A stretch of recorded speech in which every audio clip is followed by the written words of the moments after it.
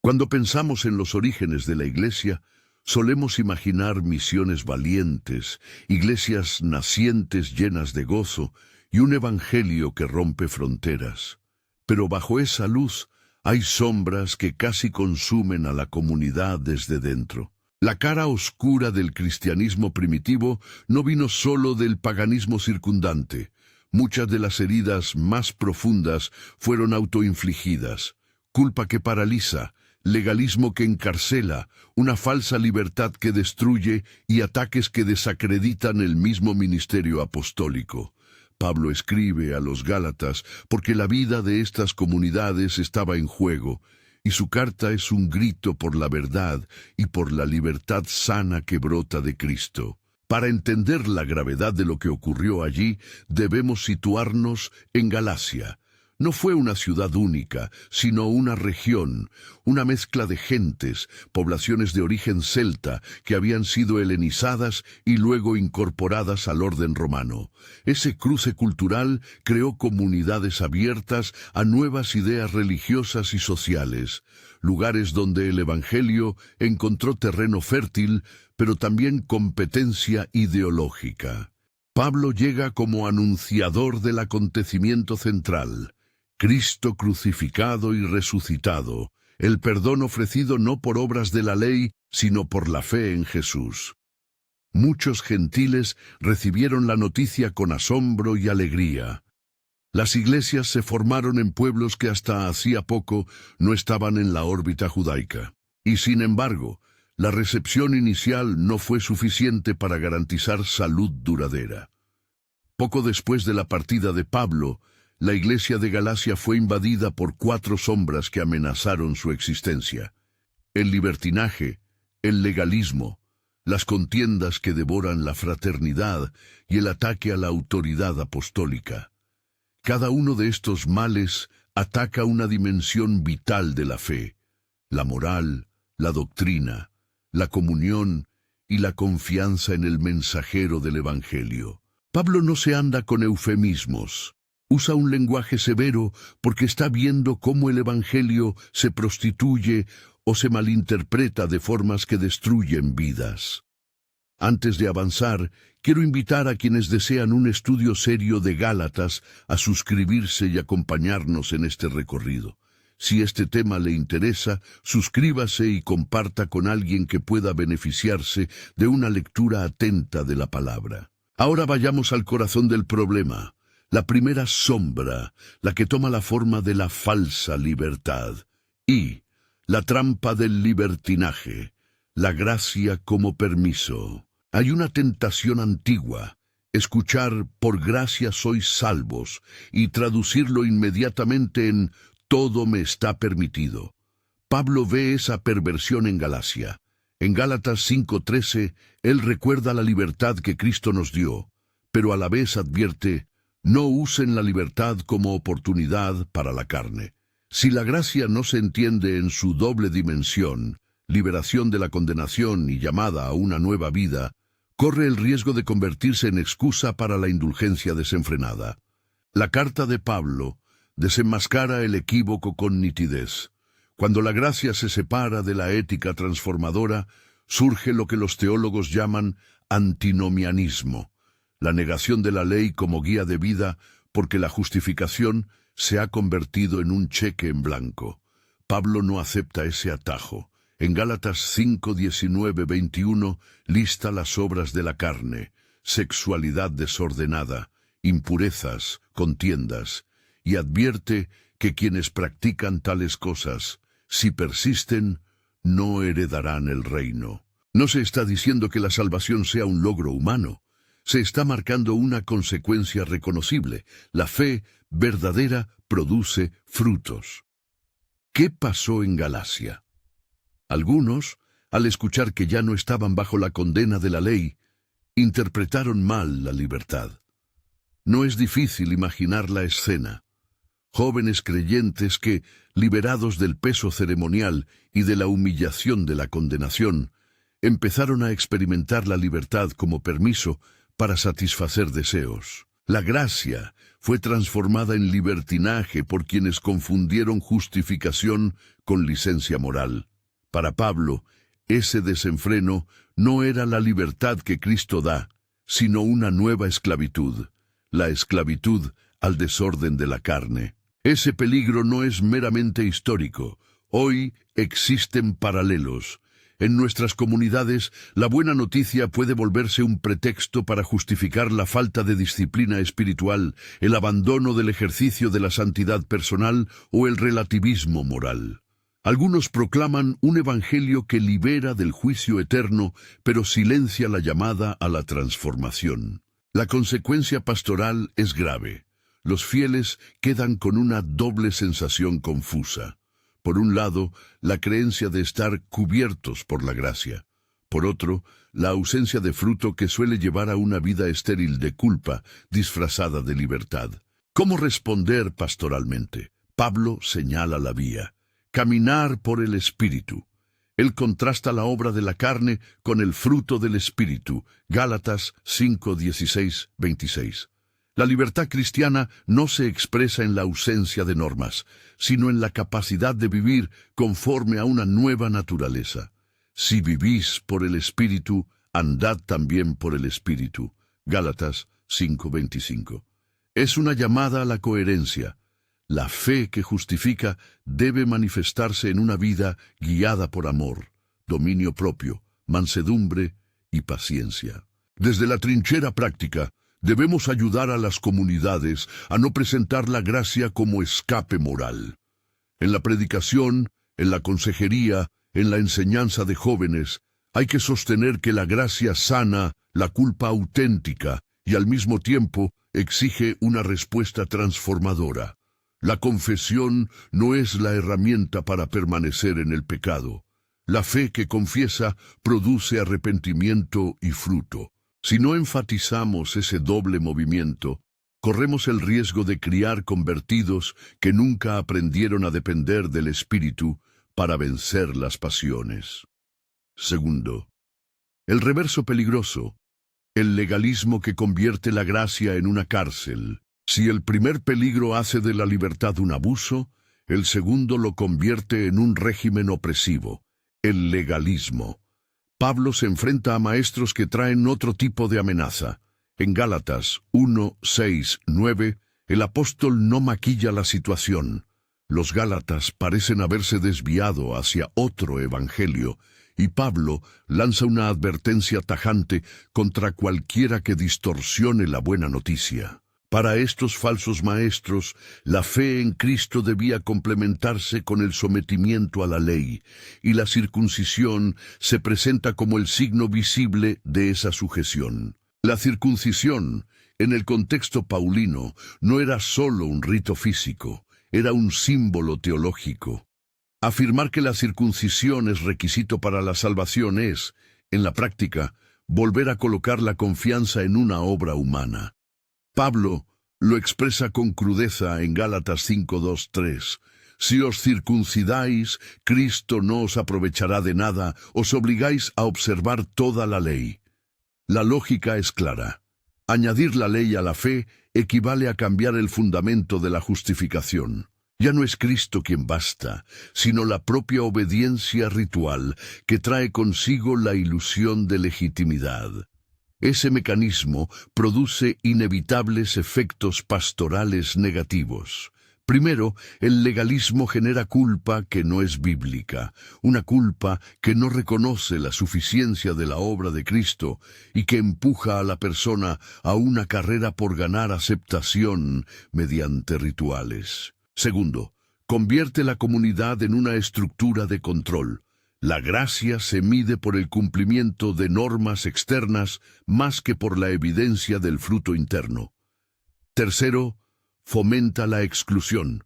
Quien no se somete a las normas impuestas queda fuera del círculo de los verdaderos creyentes, y la iglesia se transforma en tribunal en lugar de hospital. Pablo no se limita a denunciar. Explica por qué esto es teológicamente inadmisible. En Gálatas 3, 1-3. Él recuerda cómo los gálatas comenzaron espiritualmente, por el Espíritu, y luego trataron de terminar la obra por la carne.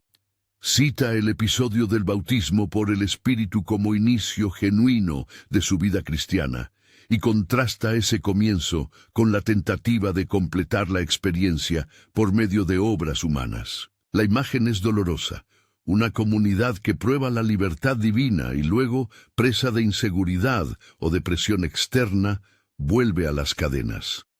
En la práctica pastoral contemporánea hay manifestaciones análogas que no podemos ignorar. Hay congregaciones donde la etiqueta religiosa, lenguaje litúrgico, modos, prácticas disciplinarias, se eleva a criterio de legitimidad espiritual. Hay grupos que, con buena intención, insisten en formas de devoción que, si se absolutizan, reemplazan a Cristo como centro. Y hay pastores y líderes que, por miedo a la desviación, imponen una rigidez que, en lugar de formar discípulos maduros, produce doble vida, larga fachada de rectitud y corazón vacío. No estamos diciendo que las prácticas espirituales sean indiferentes. La observancia de la disciplina, la formación de hábitos, la comunidad fiel son buenas y necesarias. El problema surge cuando esas prácticas se convierten en el medio de salvación o en la medida exclusiva de la identidad cristiana. Pablo lo resume: la ley cumple su función pedagógica, Gálatas 3:24, pero no es el árbitro final de la justificación. La fe en Cristo restaura la relación con Dios. La ley no libra esa batalla por nosotros. Al describir este conflicto, es útil recordar la dimensión humana que explica por qué los gálatas aceptaron el legalismo. Para muchos creyentes gentiles, abrazar la ley ofrecía una estructura social y un sentido de pertenencia en un mundo plural. La circuncisión, la adopción de costumbres judías, podían presentarse como un puente hacia la legitimidad dentro de un contexto donde el judaísmo tenía prestigio. Además, el miedo a la aceptación social y la tentación de una identidad clara empujaron a algunos a aceptar imposiciones externas. Pablo, sin embargo, coloca el fundamento en otro lugar: la revelación de Cristo, recibida por fe y confirmada por el Espíritu. 13. Tensiones que no se resuelven con simples condenas. Al entrar más a fondo en estas dos primeras sombras, la licencia disfrazada de gracia y la prisión disimulada de la ley, notamos que ambas parten de un mismo mal de base: una comprensión defectuosa de lo que significa ser justificado por la fe. En un extremo, la fe se transforma en permiso. En el otro, la fe se vuelve insuficiente frente a la demanda de obras. Pablo no cae en el error de justificar la licencia para atacar el legalismo. Al contrario, denuncia ambos extremos. Su proposición es equilibrada y radical. La gracia es suficiente. La fe verdadera produce fruto. El apóstol ofrece un diagnóstico y una terapia. El diagnóstico detecta desviaciones teológicas y su impacto ético y comunitario. La terapia se llama caminar en el Espíritu. No es una receta moralista ni una simple invitación a esforzarse más. Es una invitación a depender de aquel que da vida nueva. En Gálatas 5:16, Pablo aconseja: andad en el Espíritu, y no satisfagáis los deseos de la carne. Esa caminata no es tarea individualista, es práctica comunitaria. El Espíritu produce fruto que se reconoce en amor, gozo, paz, paciencia, benignidad, bondad, fidelidad, mansedumbre y dominio propio. Gálatas 5:22-23. Esos rasgos son la prueba visible de que la libertad cristiana no ha degenerado en anarquía, ni en una grieta que trae orgullo espiritual. Aquí conviene detenernos un momento en la palabra con la que Pablo describe otra dolencia: las contiendas internas. Antes de seguir con el análisis del legalismo y de los ataques al apostolado, es importante subrayar que las disputas, las murmuraciones y el orgullo operan como virus comunitarios. Pablo usa imágenes fuertes para indicar lo destructivo de las peleas fraternas: morder y devorar. Y no lo hace al azar. Cuando la comunidad se divide por orgullo o por imposición de normas, se socava la capacidad de testimonio y la salud pastoral. Veremos más adelante cómo este lenguaje remite a realidades concretas dentro de la vida congregacional y cómo el fruto del Espíritu se contrapone a la agenda de la carne. Por ahora, debemos reconocer que la batalla no es simplemente entre ley y gracia en abstracto, sino entre dos maneras de entender la relación con Dios y el prójimo. La ley, mal entendida, produce culpa que nunca se resuelve porque confía en la propia obediencia. La gracia, mal entendida, produce una libertad sin responsabilidad que destruye la coherencia del testimonio cristiano. Entre ambas posturas se abre un corredor peligroso por el que salen despedazadas la comunión y la vida espiritual. Cuarto, miradas a las consecuencias humanas. Cuando hablamos de culpa y legalismo, no estamos manejando conceptos teóricos, hablamos de sufrimiento real. En Galacia, los creyentes que se sometían a la lógica de la ley vivían con una presión constante: la necesidad de probar su pertenencia y la sospecha impúdica de que su fe era insuficiente. Esto produce ansiedad religiosa, una forma de culpar al ser en vez de ofrecerle la libertad que da la gracia. Por otro lado, los que abrazaban una gracia mal entendida vivían una efervescencia pasajera que no resistía las pruebas, una libertad que no constituía carácter ni perseverancia. La pastoral auténtica no ignora estas dolencias. El liderazgo que ama a su pueblo acompaña en la duda, enseña la doctrina con ternura, muestra la suficiencia de Cristo y forma en prácticas que fomenten dependencia del Espíritu. Esto implica aclarar que la justificación por la fe no elimina la necesidad de crecimiento, al contrario, la hace posible. De la misma manera, implica denunciar cualquier imposición que pretenda suplir la obra de Cristo con rituales o medidas externas. Hasta aquí hemos trazado el diagnóstico y las primeras respuestas. Hemos visto cómo la falsa libertad y el legalismo dañan por dentro. Hemos empezado a reconocer que la solución no es elegir un extremo, sino recuperar la comprensión bíblica de la gracia que transforma. Pero hay otras fuerzas operando en Galacia que agravan la crisis: las disputas internas que devoran la fraternidad y la delegitimación del apostolado de Pablo, herramientas que los falsos maestros usan para imponer su visión.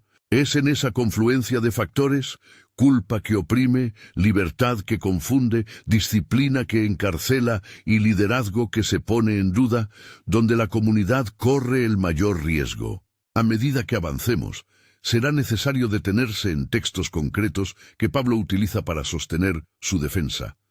Gálatas 1, 11, 12, sobre la revelación del Evangelio, 2, 15, 21, sobre la justicia imputada por la fe en Cristo, y 3, 1, 14, sobre la función pedagógica de la ley. También examinaremos el lenguaje vívido de Gálatas 5, 14, 15, acerca de morderse y devorarse, y cómo esto describe dinámicas de poder, orgullo y resentimiento que son inaceptables dentro del cuerpo de Cristo. Pero para no perder de vista lo pastoral, volveremos siempre a la pregunta: ¿cómo se aplica esto hoy en nuestras iglesias y en nuestras relaciones fraternas? Es posible que se pregunte, ¿por qué Pablo reacciona con tal severidad? ¿No existe incluso entre nosotros un margen para la flexibilidad? La respuesta de Pablo surge de la convicción de que el Evangelio no es una fórmula entre otras. Es la verdad que salva. Cuando se tergiversa, las consecuencias no son solo teológicas, sino existenciales.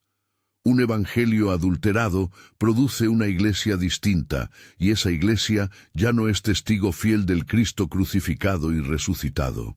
Aquí es donde la historia gálata se vuelve inquietantemente contemporánea. Las mismas dinámicas que destrozaron la comunión en Galacia reaparecen con otras prendas. Movimientos que sustituyen la gracia por normas, comunidades que confunden disciplina con justificación propia, líderes que por falta de discernimiento abren la puerta a enseñanzas que erosionan la libertad cristiana. La carta de Pablo no es una reliquia, es una alarma y un antídoto. Él no solo acusa, ofrece la terapia del Espíritu y la suficiencia de Cristo como la única base segura.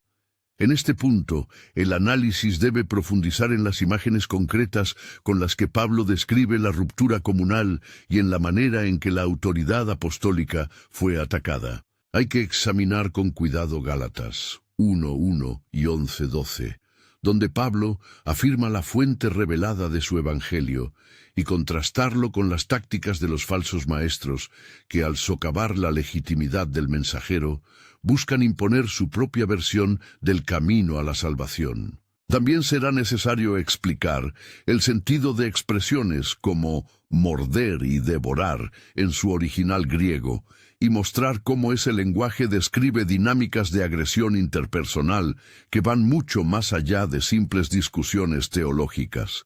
Pero antes de entrar en ese terreno, conviene detenernos un instante en la implicación práctica que todo esto tiene para nuestro modo de vivir la comunidad. ¿Qué significa todo esto para nuestra vida eclesial hoy? Significa, en primer lugar, que debemos aprender a leer la Escritura con audacia y humildad al mismo tiempo. Audacia para confrontar enseñanzas que adulteran el Evangelio, y humildad para reconocer nuestras propias inclinaciones a la culpa o la relajación moral. Significa, en segundo lugar, que la pastoral debe recuperar la centralidad del Espíritu como formador de carácter. No basta con condenar la conducta, hay que formar en la dependencia cotidiana de Dios. Y significa, finalmente, que la comunidad debe perder la inclinación a medir la fe por apariencias externas. La señal segura es el fruto visible de amor y autocontrol. A medida que avanzamos en esta lectura, nos tocará también considerar cómo los falsos maestros trabajan. No siempre llegan con un rostro claramente identificable. A veces prometen mayor claridad doctrinal o piedad más intensa. Otras veces ofrecen seguridad mediante reglas y ritos. Su estrategia puede incluir desprestigiar a quienes proclaman la suficiencia de Cristo, sembrar dudas sobre su autoridad o presentar alternativas que parecen plausibles. Pablo responde a estas maniobras con un doble movimiento: defensa de su apostolado y llamado urgente a no aceptar otro evangelio. Gálatas 1:6-9. Esa doble táctica evidencia la gravedad de la amenaza y la urgencia de la respuesta. Mientras seguimos desentrañando estos hilos, conviene permanecer atentos a la tensión que atraviesa toda la carta, la convicción de que la libertad en Cristo no es una idea abstracta, sino una realidad que debe marcar la vida y la comunidad. Quienes en Galacia abandonaron esa verdad lo hicieron por miedo, por deseo de pertenencia o por presión externa. En cualquier caso, el resultado fue una erosión de la fe auténtica. Pablo responde con palabras quizá duras, pero orientadas a la curación, volver a la doctrina correcta para recuperar la vida transformada. Al preparar el terreno para el siguiente tramo del estudio, hay 3 preguntas que nos servirán de guía en lo que continúa. ¿Cómo podemos identificar hoy las formas sutiles del legalismo que generan culpa inválida? ¿De qué manera se expresa en nuestras iglesias una falsa libertad que no da fruto? ¿Qué criterios pastorales y doctrinales emplear para discernir entre enseñanza legítima y distorsión del Evangelio? En la próxima sección abordaremos con detalle cómo estas preguntas se responden en las cartas de Pablo y qué prácticas concretas propone para restaurar la salud eclesial. Vayamos entonces a lo que Pablo pone en primer plano cuando busca sanar la fractura, la fuente y la veracidad del Evangelio que él predica. En Gálatas 1, 11, 12, el apóstol afirma con claridad que el evangelio que enseñó no procede de humanos, ni fue recibido por instrucción ajena, sino por revelación de Jesucristo. Esa afirmación no es una defensa de vanidad.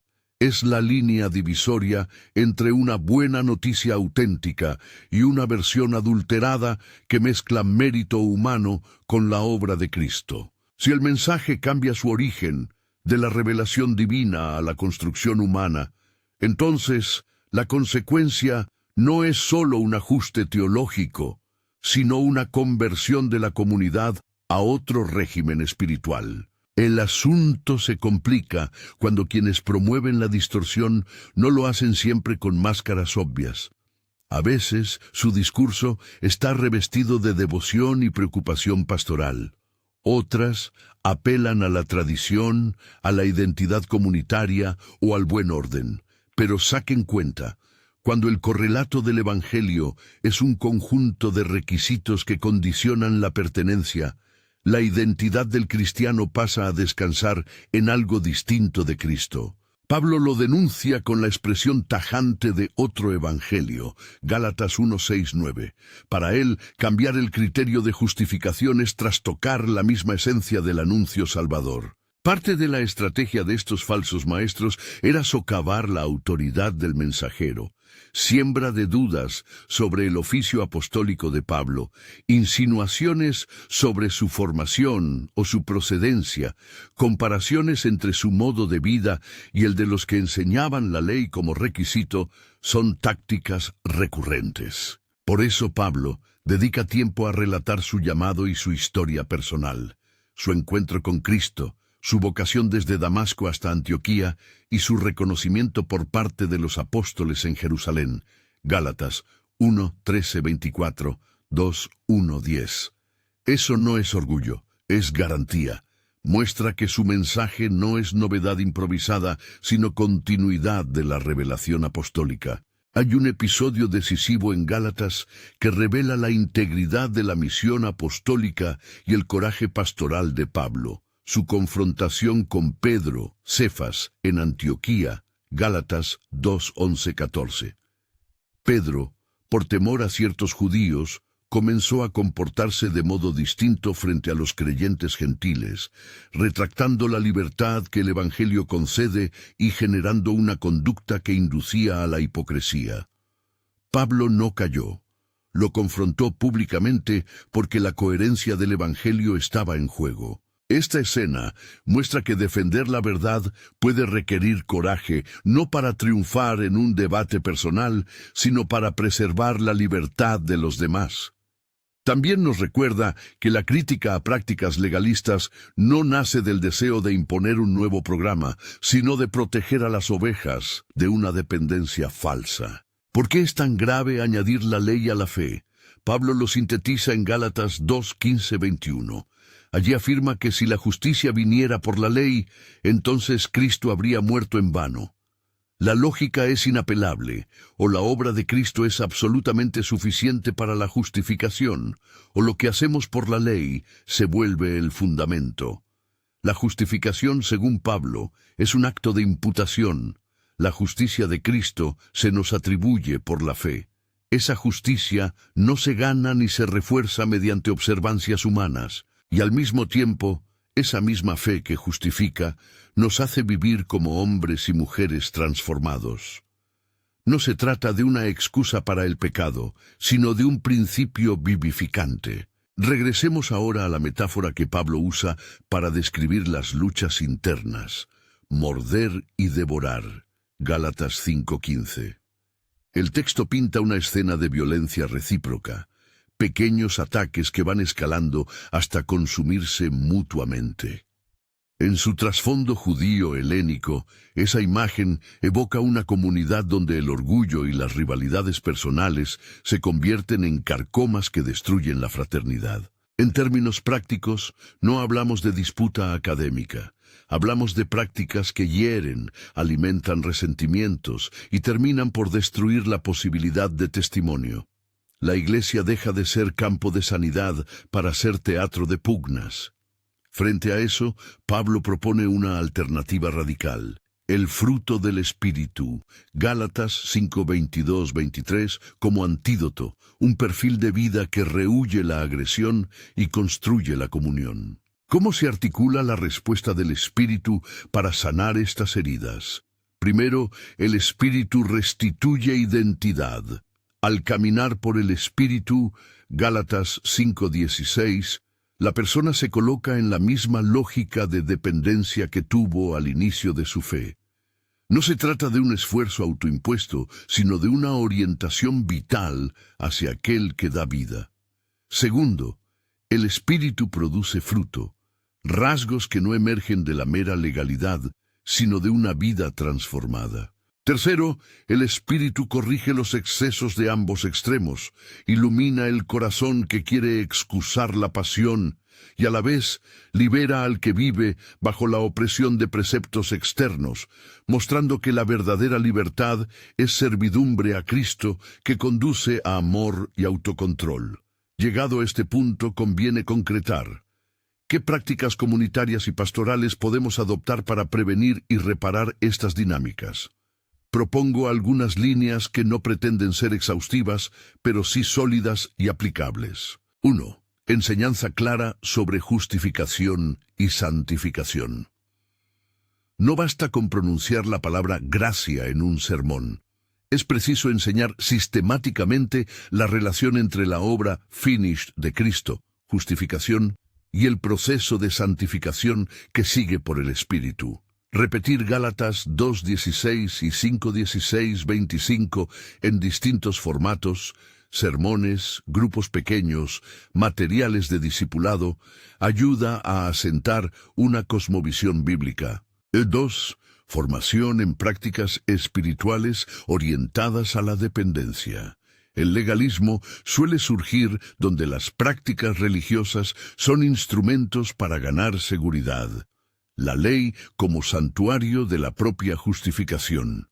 Enseñar disciplinas que enfaticen la dependencia, oración honesta, confesión, práctica de arrepentimiento, examen de conciencia sostenido, ayuda a que las formas no sustituyan la relación con Dios. 3. Cultura de humildad y tolerancia pastoral. Los líderes deben modelar reconocimiento de límites, capacidad de corrección y apertura al diálogo. La confrontación como la de Pablo con Pedro debe entenderse no como agresión, sino como ejercicio de amor comunitario para preservar a la Iglesia. El liderazgo que no admite corrección termina reproduciendo los mismos mecanismos de control que critican. 4. Mecanismos de rendición de cuentas que promuevan la madurez, no la culpa manipuladora. Las estructuras de responsabilidad deben proteger a los vulnerables y evitar tribunales interiores que humillen. Esto incluye criterios claros para la disciplina eclesial que prioricen la restauración sobre la exclusión. 5. Discipulado que mire al fruto. Los grupos o clases de discipulado deben evaluar no solo conformidad externa, sino crecimiento en el amor, paciencia y dominio propio. Gálatas 5:22-23. Esto desplaza la pregunta de ¿cumples la norma? A ¿cómo está tu vida fructificando en el Espíritu? 6. Protección frente a la manipulación teológica. Enseñar a la congregación a leer textos en contexto, a evaluar afirmaciones doctrinales contra la Escritura y a desconfiar de soluciones simplistas que exijan prestigio, ritos o normas como prueba de conversión.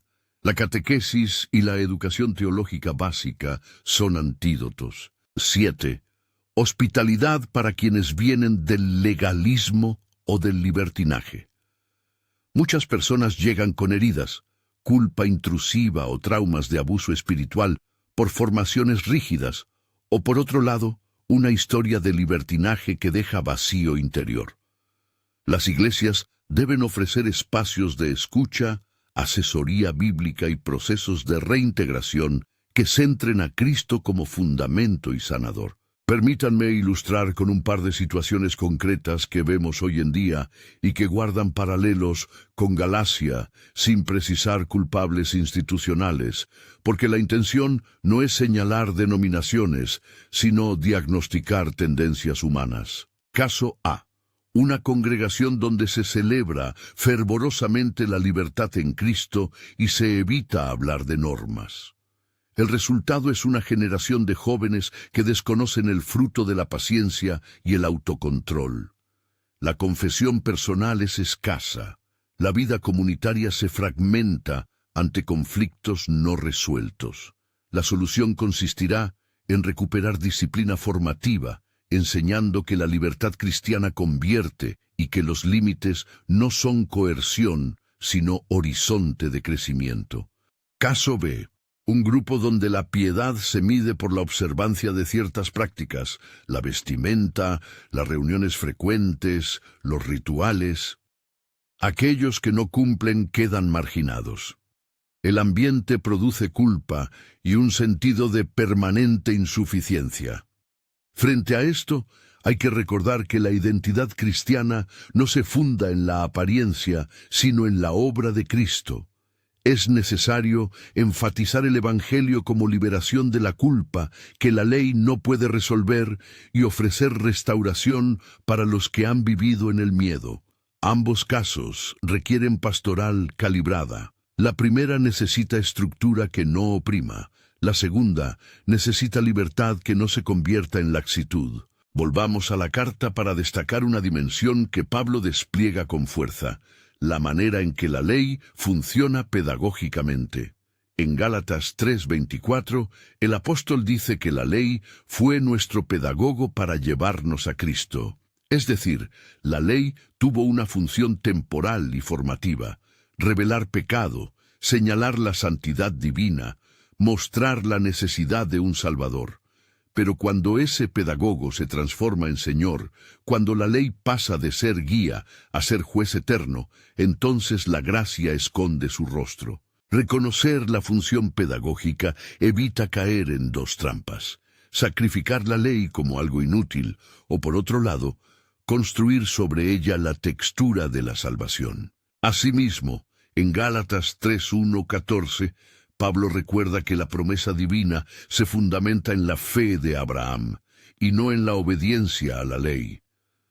Allí está la parametrización teológica que explica por qué la comunidad de fe no puede volver a la ley como regla de justificación. La promesa anticipó la filiación otorgada por la fe, una filiación que hace herederos según la promesa, no por cumplimiento ritual. Esta es una verdad que debe iluminar toda práctica pastoral. La pertenencia a la familia de Dios se basa en la promesa recibida por fe, y la vida en la familia se forma por el Espíritu. Y entonces surge una pregunta que toca la conciencia pastoral: ¿cómo discernir si un énfasis en prácticas es legítimo o si se ha convertido en legalismo? Algunas pautas prácticas. Pregúntese por el centro. ¿Qué se enfatiza en la enseñanza? Si Cristo y su obra ocupan el lugar central, las prácticas quedan en su lugar. Si las prácticas se vuelven el punto de confianza, hay problema. Observe el efecto pastoral.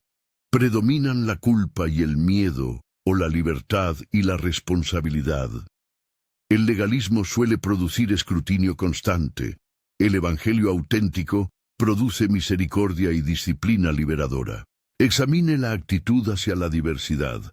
¿Se acepta variedad legítima en asuntos no esenciales o se exige uniformidad absoluta?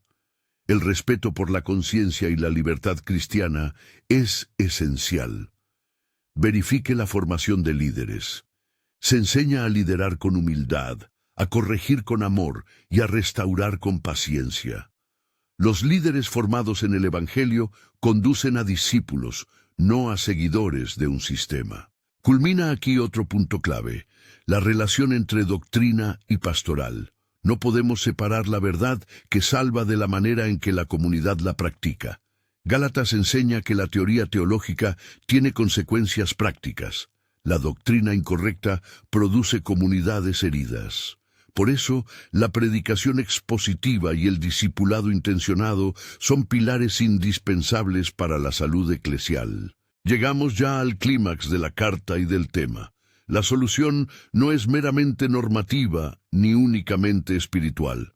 Es relacional y transformadora. Pablo propone volver a la cruz y a la vida según el Espíritu.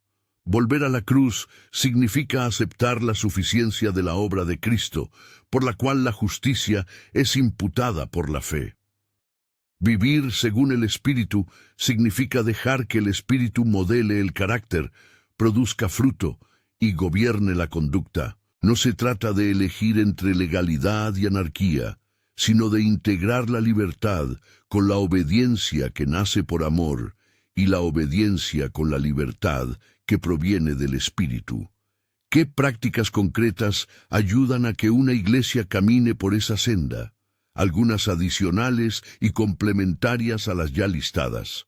Cultos que exalten la obra de Cristo y ofrezcan paquetes de formación que articulen doctrina y práctica. Pequeños grupos donde se practique confesión mutua, oración por la santidad y acompañamiento en disciplina espiritual. Programas de incorporación que esclarezcan qué significa ser miembro según el Evangelio, con énfasis en la vida transformada, no en el control de la conducta. Mecanismos de restauración pastoral que prioricen el perdón y la reintegración, reconociendo que la santificación es proceso y que la comunidad acompaña. Predicación que no evite la dificultad, hablar de pecado, de culpa no bíblica, de heridas por legalismo y ofrecer caminos de sanidad en Cristo. Finalmente, dejemos claro el contraste que da sentido a toda la carta. La distinción entre ser justificados por la fe y vivir conforme a la fe produce paz, rectifica la culpa falsa y neutraliza el abuso de la libertad. La verdadera libertad cristiana no es licencia ni coacción. Es la capacidad de vivir de forma santa y amorosa porque se ha recibido, no porque se deba ganar. Ese es el corazón del mensaje de Pablo a los Gálatas y es la medicina que la Iglesia necesita hoy. Cierro con una exhortación pastoral. Examine su propia comunidad con honestidad. ¿Qué sombras reconoce? ¿Dónde hay tendencia a medir la fe por apariencias o por reglas humanas? ¿Dónde la gracia se ha usado como pretexto para evitar la santidad? No se trata de buscar culpables ajenos, sino de evaluar nuestras prácticas a la luz de la Escritura. Que la respuesta no sea el desaliento, sino la acción. Enseñar la justificación por la fe, formar en el espíritu de dependencia, practicar la paciencia y restituir la dignidad de quienes han sufrido bajo la ley. Si este estudio le ha sido útil, compártalo y apoye el canal con un like, para que más personas puedan reflexionar sobre la palabra. Que la gracia de nuestro Señor Jesucristo nos guíe a vivir en libertad responsable, que el Espíritu nos forme en todo fruto y que la comunión entre nosotros refleje la verdad del Evangelio. Vayan con paz y sean fortalecidos en la fe que justifica y transforma. Amén.